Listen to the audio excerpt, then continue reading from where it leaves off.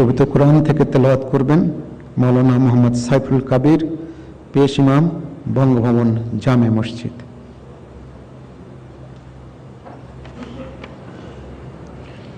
السلام عليكم ورحمة الله وبركاته. أعوذ بالله من الشيطان الرجيم. بسم الله الرحمن الرحيم.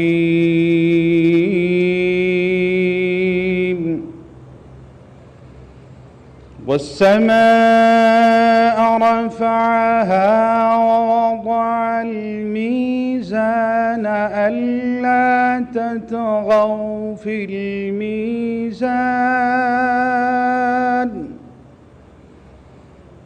وأقيموا الوزن بالقسط ولا تخسروا الميزان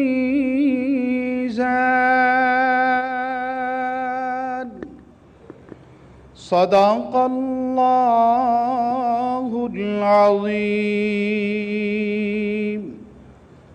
আল্লাহ তাআলা কালামে পাকে ঘোষণা করিয়াছেন যে আল্লাহ আসমানকে সমুন্নত করে মানদণ্ড স্থাপন করিয়াছেন, যাহাতে তোমরা ন্যায় বিচারের ক্ষেত্রে কোনো প্রকার হেরফের না করো এবং অবিচলিতভাবে ন্যায় নীতির অনুসরণ করো ও তাহাতে কোনো প্রকার ত্রুটি না ঘটাও। সূরা আর রহমান আয়াত 7 থেকে 9। ওমা আলাইনা ইল্লাল বালাগ। ওয়াসসালামু আলাইকুম ওয়া রাহমাতুল্লাহি ওয়া বারাকাতুহু।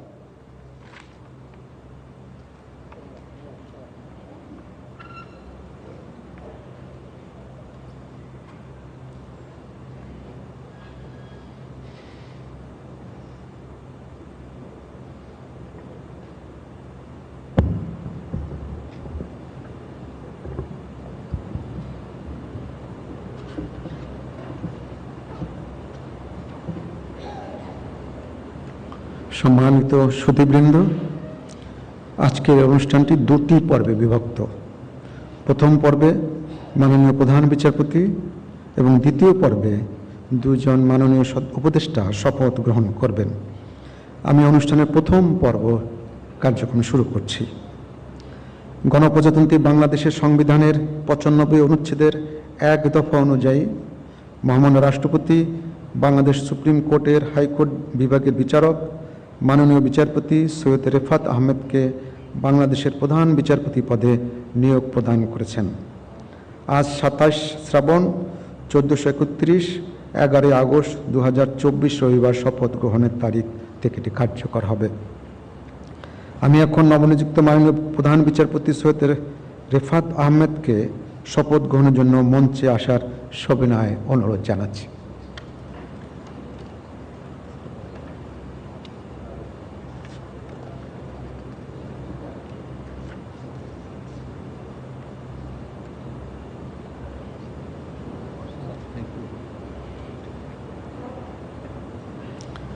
নবনিযুক্ত মাননীয় প্রধান বিচারপতিকে শপথ বাক্য পাঠ করানোর জন্য মহামান্য রাষ্ট্রপতিকে বিনীত অনুরোধ জানাচ্ছি।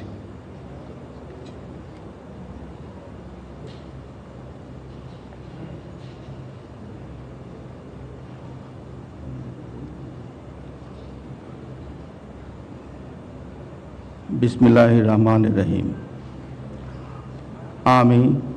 আমি সৈয়দ রেফাত আহমেদ বাংলাদেশের প্রধান বিচারপতি নিযুক্ত হইয়া সশ্রদ্ধ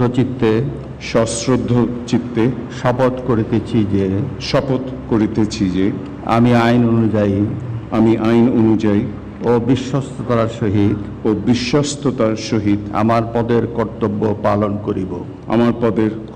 পালন করিব। আমি বাংলাদেশের প্রতি অকৃত্রিম বিশ্বাস ও আনুগত্য পোষণ করিব। আমি বাংলাদেশের সংবিধান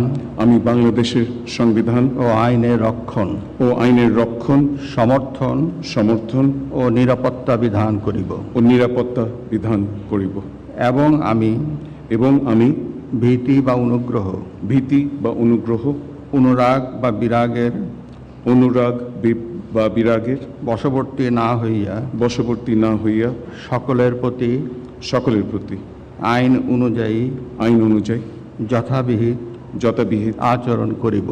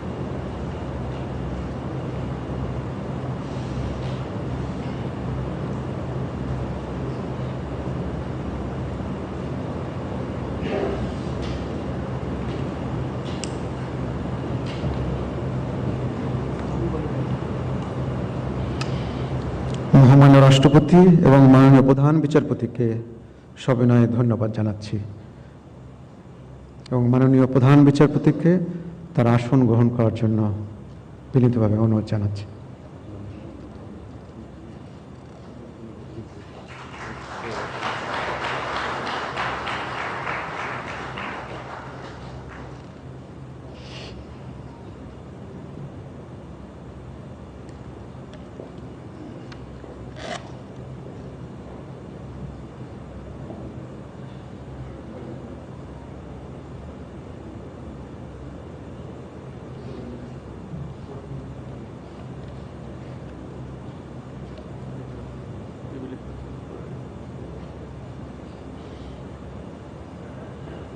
আমি এখন অনুষ্ঠানের দ্বিতীয় পর্ব শুরু করছি।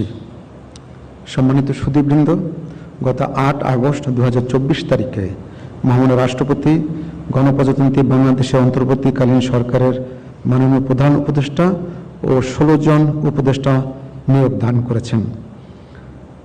8 আগস্ট 2024 তারিখে মাননীয় প্রধান উপদেষ্টা ও 13 জন মাননীয় উপদেষ্টা শপথ গ্রহণ করেছেন। আজ গণপ্রজাতন্ত্রী বাংলাদেশের অন্তর্বর্তীকালীন সরকারের নবনিযুক্ত উপদেষ্টা হিসাবে জনাব সুপ্রদীপ চাকমা এবং জনাব বিধান রঞ্জন রায়ের শপথ গ্রহণ অনুষ্ঠিত হবে। আমি মাননীয় উপদেষ্টাগণকে অনুগ্রহপূর্বক মহামান্য রাষ্ট্রপতির নিকট উপদেষ্টা পদের শপথ ও গোপনতার শপথ গ্রহণের জন্য সবিনয় অনুরোধ জানাচ্ছি।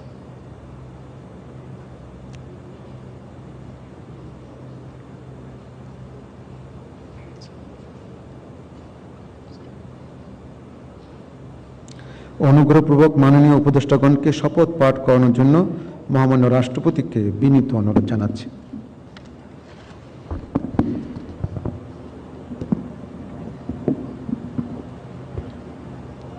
আসসালামু আলাইকুম। বিসমিল্লাহির রহমানির রহিম। আমি সুপ্রদীপ চাকমা সশ্রদ্ধ চিত্তে শপথ করিতেছি যে আমি আইন অনুযায়ী অন্তর্বর্তীকালীন সরকারের উপদেষ্টা পদের কর্তব্য বিশ্বস্ততার সহিত পালন করিব। আমি বাংলাদেশের প্রতি অকৃত্রিম বিশ্বাস ও আনুগত্য পোষণ করিব। আমি সংবিধানের প্রতি রক্ষণ সমর্থন ও নিরাপত্তা বিধান করিব। এবং আমি ভীতি বা অনুগ্রহ অনুরাগ বা বিরাগের বশবর্তী না হইয়া সকলের প্রতি আইন অনুযায়ী যথাবিহিত আচরণ করিব। এবার মাননীয় উপদেষ্টাগণকে গোপনতা শপথ পাঠ করানোর জন্য মহামান্য রাষ্ট্রপতিকে বিনীত অনুরোধ জানাচ্ছি। আমি সুপ্রদীপ চাকমা সশস্ত্র চিত্তে শপথ করিতেছি যে অন্তর্বর্তীকালীন সরকারের উপদেষ্টা রূপে যে সকল বিষয় আমার বিবেচনার জন্য আনিত হইবে বা যে সকল বিষয় আমি অবগত হইব তাহা উপদেষ্টা রূপে যথাযথভাবে আমার কর্তব্য পালনের প্রয়োজন ব্যতীত প্রত্যক্ষ বা পরোক্ষভাবে কোনো ব্যক্তিকে জ্ঞাপন করিব না বা কোনো ব্যক্তির নিকট প্রকাশ করিব না। মাননীয় উপদেষ্টাগণকে উপদেষ্টা পদের শপথ ও গোপনতার শপথ স্বাক্ষর করার জন্য এবং স্বাক্ষর শেষে নির্ধারিত আসন গ্রহণ করার জন্য বিনীত অনুরোধ জানাচ্ছি।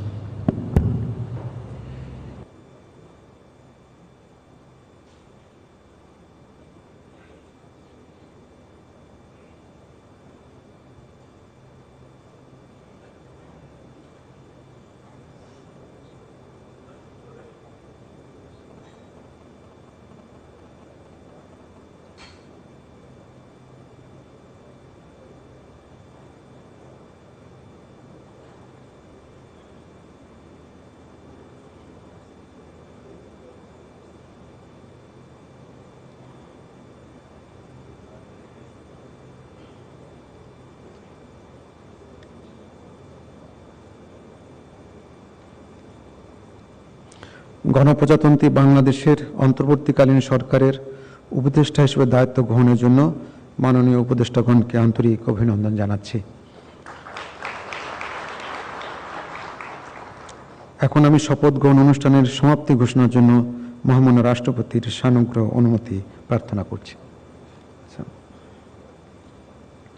মহামান্য রাষ্ট্রপতির সানুগ্রহ অনুমতিক্রমে উপস্থিত সকলকে আন্তরিক ধন্যবাদ ও কৃতজ্ঞতা জানিয়ে শপথ গ্রহণ অনুষ্ঠানের সমাপ্তি ঘোষণা করছি এবং সবাইকে আপ্যায়নে অংশগ্রহণের জন্য সাদর আমন্ত্রণ জানাচ্ছি। সকলকে ধন্যবাদ। আল্লাহ হাফেজ।